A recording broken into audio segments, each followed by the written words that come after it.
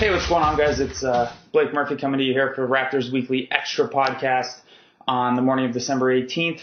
Recording this first part solo, William Liu is out hopefully destroying suckers at a ping pong tournament. That's not a racist joke. Will is actually at a ping pong tournament, and that's why he can't join us tonight. In a few minutes, we'll get to pre-recorded from Thursday chat with Will. Runs about 20-25 minutes talking about potential trade targets to upgrade the second unit. The more pressing issue is the game that just ended as I record this. The Raptors lose in overtime 109-99 to the Charlotte Hornets. It would be tough to think of a more frustrating way to lose a game. Maybe frustrating is not right. A weirder way to lose the game. The Raptors came out completely flat as they are wont to do lately. Perhaps it was a bit of a trap game considering Nick Batum was out for the Hornets. Al Jefferson is suspended for the Hornets because the NBA inexplicably still suspends for marijuana use. Michael Kidd-Gilchrist has been out all year for them. Jeremy Lin was starting at the 2, which seemed like an exploitable matchup. The Raptors didn't have it. Kyle Lowry had a weird game where he just continued to force it to get shots up. 6 for 29. He finished with 20 points, but not a good 20 points. 3 of 17 from long range. DeRozan was 12 of 25. He scored 31, but again, not his best game either. Terrence Ross was okay. I know you don't want to hear that, but a little uneven on Ross's part too. It was a weird one. The Raptors were down late, down fairly big into the fourth, came back all the way, tied it up, got a huge stop with like 3 seconds left, forced a turnover from Kemba Walker, and then as DeMar DeRozan is running with the ball past midcourt, Kyle Lowry is screaming for a timeout. The referees give the timeout. DeMar DeRozan shoots the basketball at roughly the same time. It's pretty tough to tell on the replays which came first. DeRozan's half-court shot goes, but the referees deem that they blew the whistle first, but they don't put any time back on the clock. So the game goes overtime. The Raptors are completely flat in overtime. They lose. It was a weird one. It's a strange one. The Raptors looked tired despite 2 days off in a row. It's something Will and I are going to talk about on the next segment of this podcast. Lowry and DeRozan a little overworked of late. You know, Will mentions in that part that Lowry, it's not so much the way he plays in a normal game, it's the way he plays when the Raptors are behind and no one else has it going. And him taking 29 shots in 42 minutes, man, it was not the best Lowry game. He wanted to be Kyle Lowry over everything. He was certainly not that. At the other end of the floor, Jeremy Lin and Kemba Walker went off. They combined for 62 points on only 46 field goal attempts. The point guard defense, other than Corey Joseph, Lowry didn't have his best defensive game. DeRozan didn't have his best defensive game. Terrence Ross was uneven at that end. Bismack Biyombo finished with a career-high 18 rebounds and tied a career-high with 7 blocks. Not his best defensive game either, despite those stats. His first quarter and late in the fourth and overtime, he was terrific. But the middle quarters, especially when Lowry wasn't on the floor, he was, part of the reason that the opposing guards were able to get to the rim pretty much at will. That's not all on Biyombo because he's a help defender in those scenarios, but it wasn't up to his usual standard of sealing everything off in the 180 degrees around the rim. Not really sure what to make of this game big picture other than that Lowry and DeRozan, when they don't have it, especially with Carroll and Valanciunas out, which again we'll talk about in the next segment, is the Raptors don't have it when those two don't have it, and that's a reality, and I think it's an understandable one. And the Raptors are probably going to be in tough Friday night against the Miami Heat because after this Hornets game, which went to overtime and which tasked Terrence Ross, Bismack Biyombo, Kyle Lowry, and DeMar DeRozan all with 38 minutes or more, they're going to fly out. They're going to spend a night in Miami, probably get there too late to actually enjoy Miami, which is, fortunate, unfortunate. And then they're going to play a Heat team that's pretty good. So, this is one of those cases where you keep tasking your guys with heavy workloads to get wins because you're playing a lot of close games, and then those heavy workloads can serve to, make games tighter in the future that maybe shouldn't be tight. The Hornets missing Batum, Jefferson, and Kidd-Gilchrist should have been a victory. The line swung from Hornets -1 to Raptors -3 throughout the day. That's a winnable game they just dropped, and they came out flat, which is, becoming a pretty consistent thing again, despite having a couple good first quarters lately. Luis Scola was awful on Thursday. Not a great matchup for him with how small the Hornets stayed for a lot of the game and how rangy their big men are. You know what? It's a case where the Raptors didn't play that well, and it's a game that they probably needed to win to save themselves from going 0-3 on this road trip. And it's a game that you would like to see them do much better in because they're coming off an embarrassing loss to the Indiana Pacers where they essentially lost by 40 except for the first 5 minutes of the game. But, it's also a case where the difference of a couple split seconds with the whistle and the Raptors win on a buzzer beater at the end of the game, or, have 2-3 seconds left to get a final playoff. So to all of this, you should just have a drink, regroup. The same thing the Raptors are going to do, regroup, try to get ready for the Miami game Friday, and then Sacramento back at home on Sunday, and then a little bit of a break coming up. Not really. They only get 2 days off for Christmas. Anyway, I'm going to transition to the other segment. Will's going to join me shortly. We're going to talk about the workload for Kyle Lowry, DeMar DeRozan. We're going to talk about the poor play of the bench, which, yes, was a factor again Thursday night. James Johnson, Corey Joseph played all right. Patrick Patterson was 0-7 on threes. Lucas Nogueira and Norm Powell played just quickly, and then we're right back to the bench. And we're going to talk about potential trade targets. Mostly, we're just going to crap on them. We're going to do a segment closer to the trade deadline when we break down in more detail potential trade targets. So that's it. Everyone have a good weekend. Thanks for listening.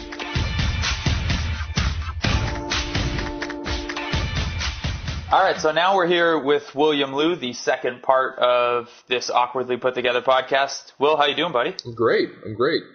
I'm so happy the Raptors won/lost to the Hornets tonight. Yeah, with or without Nick Batum and with or without PJ Hairston.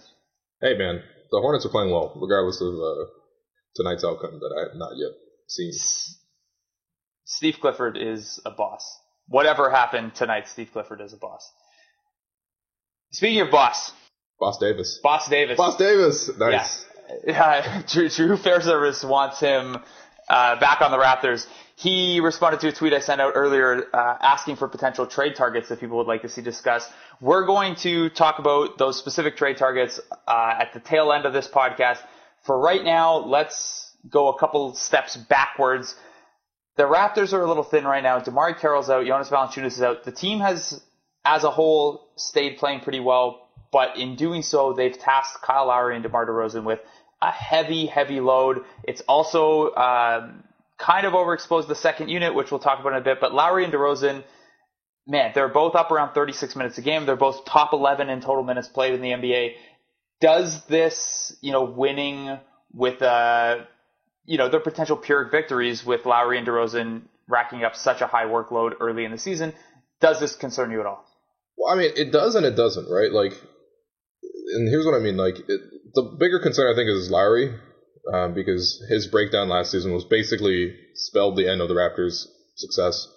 As far as last season went, and of course he reshaped his body this year and he looks more durable, but I just think that generally speaking, there's an out of control Lowry version of Lowry, and we've rarely seen that this season, but it did rear its head against the Pacers when the Raptors were down. It was the second night of back-to-back. They traveled, and they fell down. Well, they got up early and then they fell down early again somehow.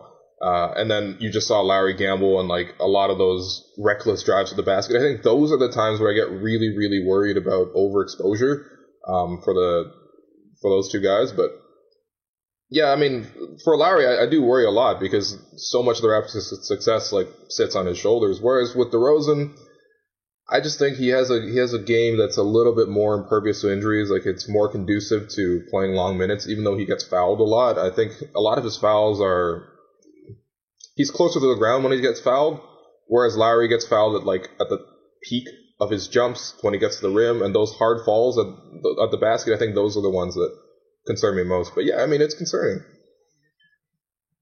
Yeah, the thing with DeRozan too is it's not just the contact getting fouls. He expends less energy on the defensive end also, especially when DeMarre Carroll's around. Not that DeRozan's a bad defender. He probably grades out as average. But with Carroll here, he's drawing the lesser wing opponent every night. Lowry, even when he's off the ball alongside Corey Joseph, is, jumping into passing lanes, trying to take charges as a help defender. He's an insane person. In a good way. Yeah. And I agree with your point entirely about the hard contact Lowry takes. Lowry, those north-south drives that are impossible to stop, his momentum a lot of the time sends him to the floor on the baseline, and every single time it kind of makes you cringe. The other night he popped up holding his hip a little bit, And here's the thing. A lot of people have countered when I've expressed concern about Lowry's workload and said, yeah, but look at the shape he's in. He's in better shape this year. He definitely is. I'm not sure if last year he wore down because he was just out of shape. You know, you could have the best cardio in the world and you know, a 12-pack, you could look like Dolph Ziggler. And if you're playing 37 minutes, 38 minutes of basketball a night at a really high level and you're running around banging into people and hitting the floor, your chances for injury and wear and tear are really, really high no matter what kind of shape you're in. Yeah, I mean, I think the shape, getting in shape for Lowry, I think it impacts in a slightly different way. Like, it helps his conditioning in the sense that, okay, he has better legs on his jumpers now, so he doesn't need to drive as much because he can get more points from the outside more reliably. Because, let's face it, when Lowry can't get the jumper to fall, most of his offense just comes by attacking the basket relentlessly. Now, I think the fitness helps there too because he's quicker. He's undeniably quicker. He's turning a corner faster than I've ever seen him do it.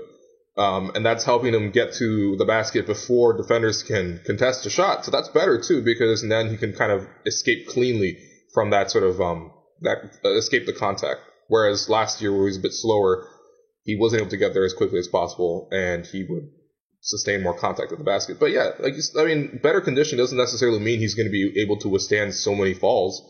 And it terrifies me, just like it should with every Raptors fan when Lowry hits the ground.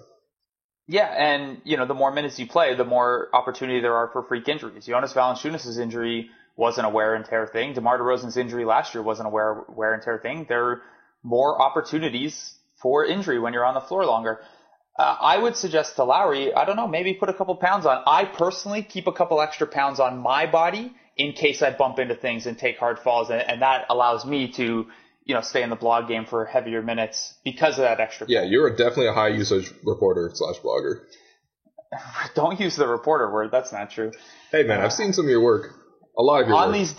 On these D-League streets. Yeah, you have that interview with Uncle Swag. It's good stuff. Yeah, TJ McConnell coming either Friday or Monday too. I mean, I can't wait to read about TJ McConnell and his future as the video guy for the Miami Heat. Piercing blue eyes. Right? That's good. Yeah. Shout out to Brandon Wiley if he's listening to this. Okay, related to Lowry and DeRozan taking on a bigger load, the Carroll and Valanciunas injuries have thrust Terrence Ross and Bismack Biyombo into the starting lineup, which has led to reserve minutes for Lucas Nogueira. It's meant more minutes for Patrick Patterson. It's exposed a bit of a depth issue that we all knew was there. One of my biggest reasons for being on the negative end of win projections entering the season, I projected 44 or 45 wins. They're on a 50-win pace right now. Was the center and small forward depth. If Carroll and Valanciunas were to get hurt, the depth isn't there. Biyombo and Nogueira have been better than maybe I expected, but the small forward's an issue, especially if Casey's not going to play James Johnson because of the shooting issues it presents.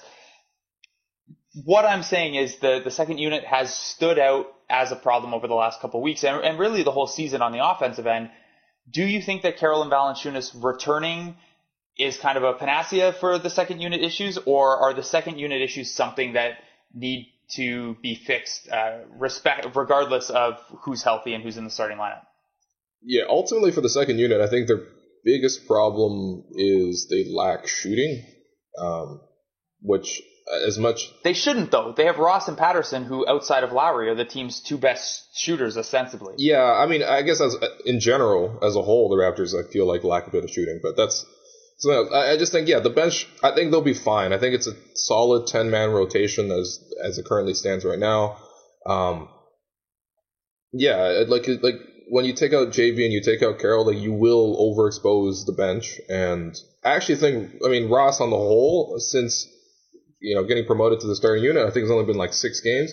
But he's sort of returned to where he was last year, which, isn't very impressive at all. But I think he's doing okay with the starters. He's shooting 37% from deep, and really that's all you really need him to do with the starting unit to just stretch the floor a bit. But yeah, I think with the bench, it's not like a significant problem. It is awkward, and I do worry about Corey Joseph more than anyone else because his play has come down a little bit too. Since JV's gone out, he's shooting 39.4% from the floor. And obviously, it's not like he played a lot of two-man game with JV, and it's because of JV that he's, his percentages have come down. But it does worry me that Corey Joseph's taking on a much higher, a share of the offense with the bench. But ultimately, I think the bench just needs to be tweaked. I think they need to add a little bit more shooting, especially in the wing. That's it. What about as a small solution to fix? The starting unit hasn't been very good either. As a fivesome, Patrick Patterson has always seemed a more natural fit with the starters than with the second unit, and conversely, Luis Scola has seemed like a better fit for the second unit, where he can help Corey Joseph with the shot creation. You can run a little bit of Joseph Scola action, which saves Joseph from working exclusively with Biyombo in the pick and roll.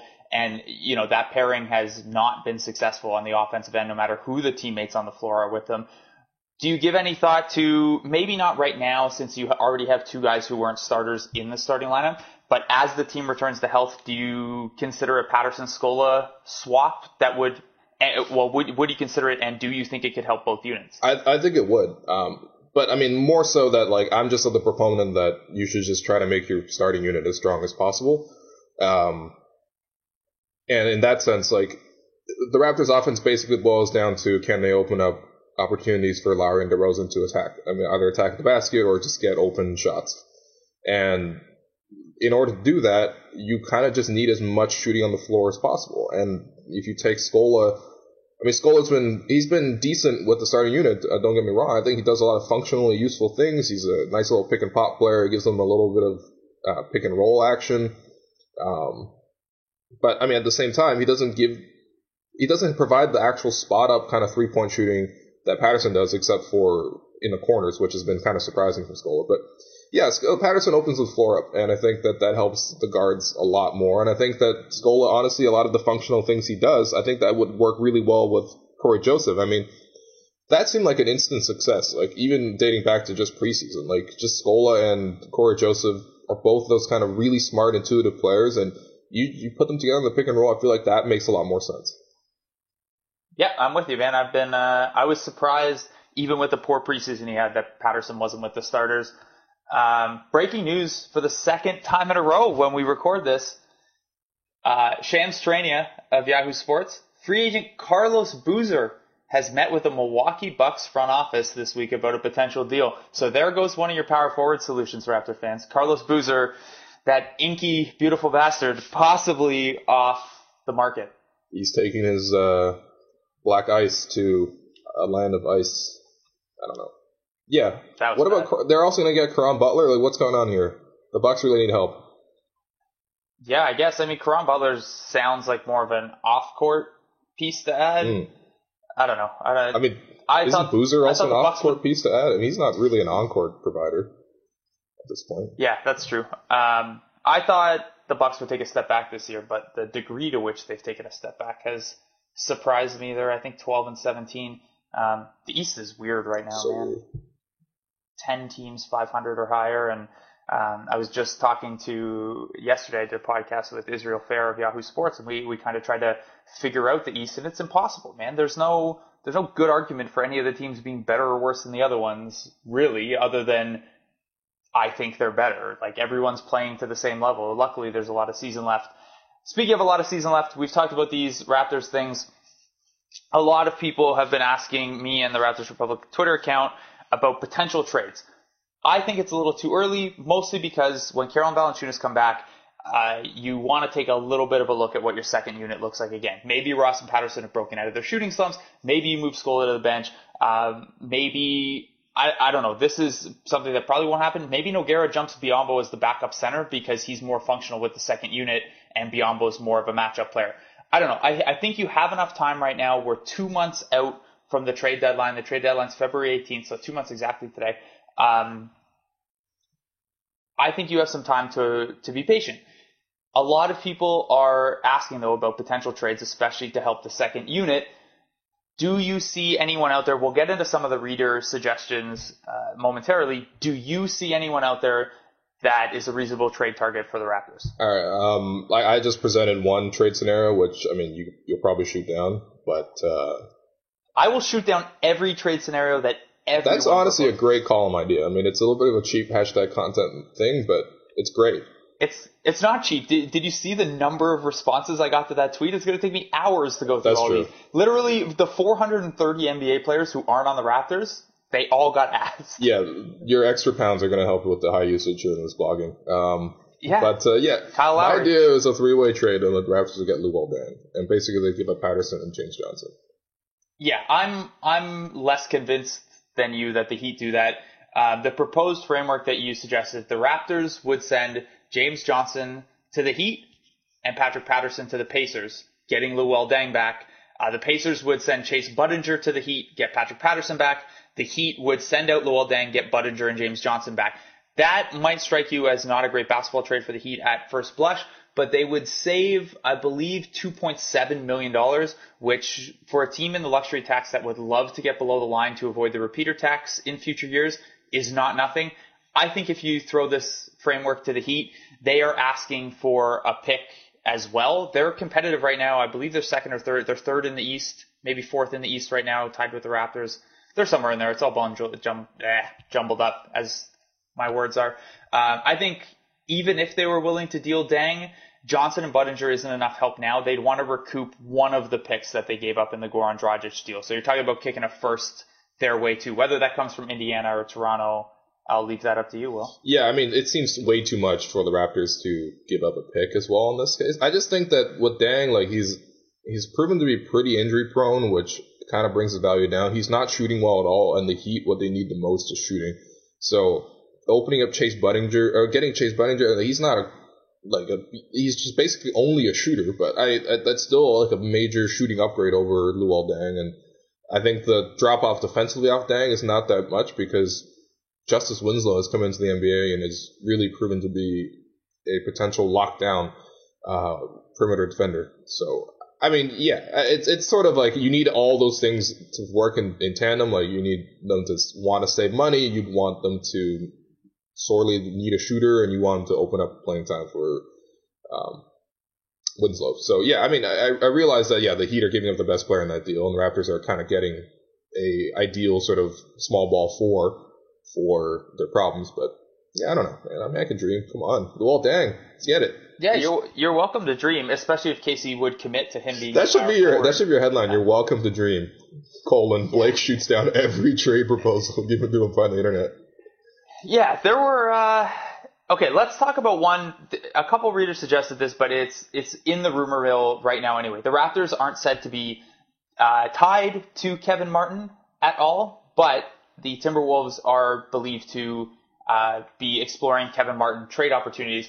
From Josh Lewenberg of TSN, from what I understand, the Raptors have not expressed interest in Kevin Martin, but that could change now that the Wolves are shopping him. The original report that the Wolves have made Martin available, I believe, came from John Krasinski of the Associated Press. What do you think about Martin as a potential trade target for the Raptors? I think he's just Lou Williams, but as like a larger Lou Williams that handles the ball a little bit less. But I think, I don't know. If you bring in Martin for the second unit, I guess that would help. But I don't know. I mean, it's okay. It's passable. He doesn't necessarily excite me that much.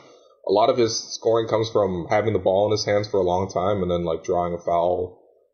Yeah, I mean, if it's cheap, sure. It's matching salaries would be difficult. You probably have to send out Patterson. That's the thing. The only deal that makes sense with the Wolves when I look at it is a Patterson for Martin swap, and then you're plugging one hole and creating a gaping one at another position. You're not going to commit to Carroll being a full-time power forward. You don't want to tax him with that.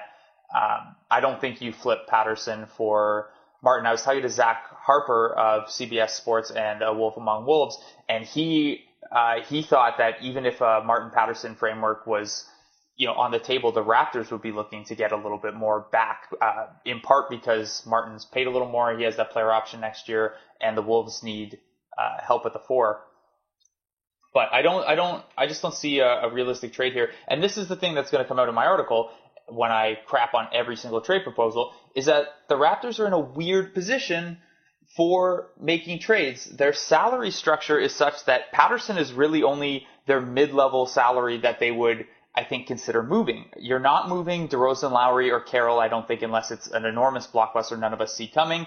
And then in order to get in the conversation for a mid-level guy, if you don't want to move Patterson, you're talking about piecing together, 3 of those bottom 5 guys that don't see a lot of time.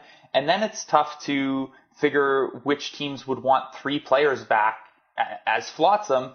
And then on top of that, there's the endowment effect where all these prospects, Norm Powell, DeLon Wright, Bruno Caboclo, even Nogueira to an extent, the Raptors almost surely value those guys more than other teams will. That's a constant in sports, in trades, in, any sort of economic exercise, is that people have this endowment effect where you value something you have more than other people do. And that makes sense. The Raptors have more information on these guys. They know them better. They picked them up for a reason in the first place. It's tough to figure out a trade that works for anyone. Yeah, and honestly, basically any trade involving Patterson, I've seen a lot of trades for Patterson, like maybe trade him for Markieff or trade him for Ryan Anderson. Those two are also names that are apparently available. Like they're basically just like better versions of Patterson. You're just paying to like upgrade Patterson to what he could play for. So like you're better off just sitting standing pat and just hoping that he returns to form. Here's a hot take softball question for you. Is Markieff Morris better than Patrick Patterson? I mean, probably not. No, it's just the best thing with Markieff right now is his contract. Yeah, he's got 2 extra years on top of Patterson's at about $2 million more per year, but he can't shoot. He can't really shoot, man. He's a stretch forward, doesn't hit threes. I mean, he has like defensive potential, but again, he doesn't seem to give full effort on that end either. I never was really a fan of the Markieff Morris for Patterson trade, even dating back to the offseason, and I still am not. Yeah. Plus, Markieff's been horrible this year. Just horrible. Yeah, Ryan Anderson makes more sense to me in basketball terms, but then you're talking Patrick Patterson and a first-round pick to get in that conversation, I think. Anderson's an impending free agent, so then you'd be giving up next year's Patterson as well as a future pick for that.